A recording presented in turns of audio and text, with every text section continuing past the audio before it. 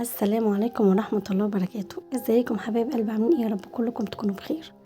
دي طبعا طريقة عمل الزلابية او العوامات او لقمة القاضي، على حسب انتوا بتسموها في بلدكم ايه. بجد طريقتها حلوة جدا وسهلة قوي، بجد كانت طالعة معانا كلها مقاس واحد وشكل واحد عشان خاطر التكاية الحلوة اللي احنا عملناها.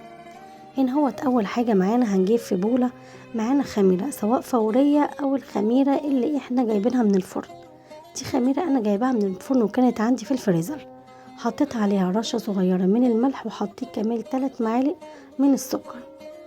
السكر انهوت مش كتير، لان احنا اولادي ساعات بيحبوا ياكلوها كدهوت من غير عسل ومن غير سكر ومن غير نوتيلا او اي حاجة خالص. هنا هوت هننزل عليها بكوبايتين من المية الدافية. سبتها فيها حوالي دقيقة كدهوت على بال ما فكت، وبعد كدهوت رحت ابتديت ان انا هدوبها. الخميرة يا جماعة تقدروا تشتغلوا بيها حتى وهي خارجة من الفريزر او من التلاجة، لو هي الخميرة فعلا كويسة بتديكي نفس النتيجة، ما بيبقاش فيها اي حاجة.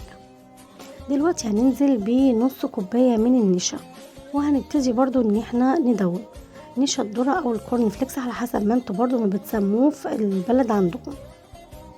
دوبنا هنوت النشا وبرضو سيبناها حوالي ثواني كده هوت على بال ما حضرنا الدقيق. هنا هوت نزلنا باول كوبايه من الدقيق، وهنبتدي ان احنا نقلبها كويس جدا علشان خاطر مش عايزين فيها اي تكتلات. بعد كده نزلنا بالكوبايه التانية، وبرضو هنبتدي ان احنا نقلبها عشان خاطر مش عايزين اي تكتلات. ما نحاولش ان احنا ننزل بالدقيق كله مره واحده، لان في دقيق بيحب الميه الزياده وفي دقيق لا. هنا هو التالت كوبايه معانا من قلب الدقيق، نزلنا بيها معلقتين.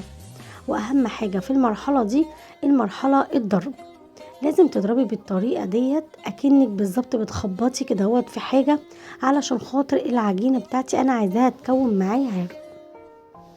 بجد الطريقه بتاعتنا سهله جدا ومش هتاخد معانا وقت، بس اهم حاجه الخطوه اللي احنا بنعملها ديت اللي هي خطوه ضرب العجينه. هنفضل نضرب فيها كدهوت ونشوفها اذا كانت كونت معانا عرق ولا لا.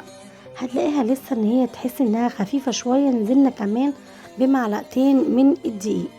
قلنا تالت كوبايه ديت مش هننزل بيها كلها الا لما هنشوف الاول هناخدها كلها ولا لا. هنبتدي نضرب بالطريقه ديت كده اهوت، هنلاقيها ان العجينه بتاعتي مظبوطه، بس محتاجه ضرب كمان كده. خلاص المرحله بتاعت المضرب خلصت، هنضرب بقى بايدينا.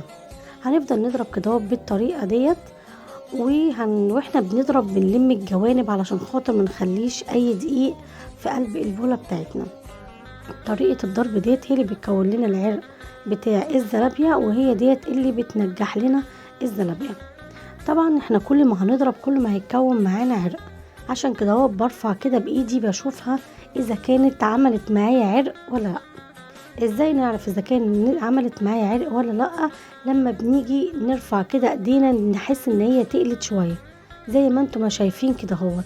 بضرب وبرفع بايدي، اول ما احس ان هي تقلت معايا شويه زي بالطريقه دي كده اهوت، ابتدت ان هي تنزل معايا بتقطيعه كده اهوت، كده خلاص انا الزلابيه بتاعتي خلصت خلاص. هنسيبها بقى تخمر. ودلوقتي خمرت كده معانا الزلابيه، قعدت حوالي ربع ساعه. للناس بقى اللي ما بتعرفش تقطع الزلابيه، انا جايه لكم بفكره حلوه جدا، اللي هي نحطها كلها في قلب كيس. بس يا جماعه خدوا بالكم كويس قوي من ربطه الكيس، لاني انا كنت عملت كيسين، فكيس ربطته كويس والكيس التاني ما ربطتوش، فوانا جايه بعمل راح الكيس اتفك مني والعجينه وقعت مع البوتاجاز وبهدلت لي الدنيا خالص. فخدوا بالكم من ربطه الكيس. انا طبعا ما رضيتش اصور لكم الحته دي لاني فعلا كنت متبهدله خالص. هنا هو هناخد العجينة بتاعتي هقسمها على كيسين، او على حسب الكيس بتاعي كبير ولا صغير. لو الكيس بتاعك كبير هتقدري تحطي العجينة كلها فيها مفيش مشكلة. دي طبعا للناس اللي ما بتعرفش تمسك الزلابية وعايزة تطلعها كلها حجم واحد. هنيجي هنا هو بقى في مرحلة القلي كده. خلاص انا حطيت الزلابية بتاعتي في قلب الكياس. دي المعلقة المعيارية اللي عندي، او لو انت عندك المعلقة بتاعت لبن الاطفال او اي معلقة مدورة كده هتمشي معاكي مفيش اي مشكلة. هنقطع الكيس طبعا وهنحط فيه العجينة في قلب المعلقة المعيارية، وهتطلع معاكي كلها حجم واحد. بس ناخد بالنا ما بين كل اتنين نبتدي ان احنا نحطها تاني في قلب الزيت. دوت زيت عادي خالص، انا حطيته في قلب الكوبايه، بس ايه، ببل المعلقه فيه علشان خاطر العجينه بتاعتي ما تلزقش. كل 2 بالظبط هنبتدي ان احنا نبلها بلة زيت علشان خاطر ما تلزقش معانا العجينه. وكده هنضمن ان العوامات بتاعتنا كلها ان هي هتطلع حجم واحد. وبجد كانت طالعه مدوره جدا، وكانت مقرمشه، وكان طعمها حلو قوي. في بلاد كتيرة جدا سموها العوامات علشان خاطر ايه، هم بنحطها في الزيت بتعوم كده فوق على وش الزيت، فعشان كده سموها العوامات. انما احنا هنا في مصر عندنا بنسميها الزلابية او لقمة القاضي. تلك الاسامي بقى على حسب ما انت ما بتسميها في البلد فين، اكتبيلي في الكومنتات انت عندكم في بلدكم وبتتفرجي عليا منين وبتسميها ايه.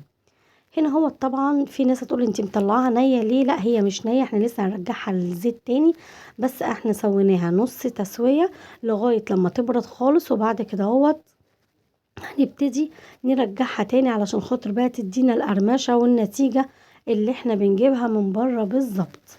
بجد كان طعمها حلو جدا، وكانت مقرمشة معايا لتاني يوم. كده خلاص انا خلصت. طبعا زي ما انتم شايفين البوتاجاز عندي فيه عجينة، لاني بقول لكم الكيس التاني بجد وقع وبهدل لي الدنيا.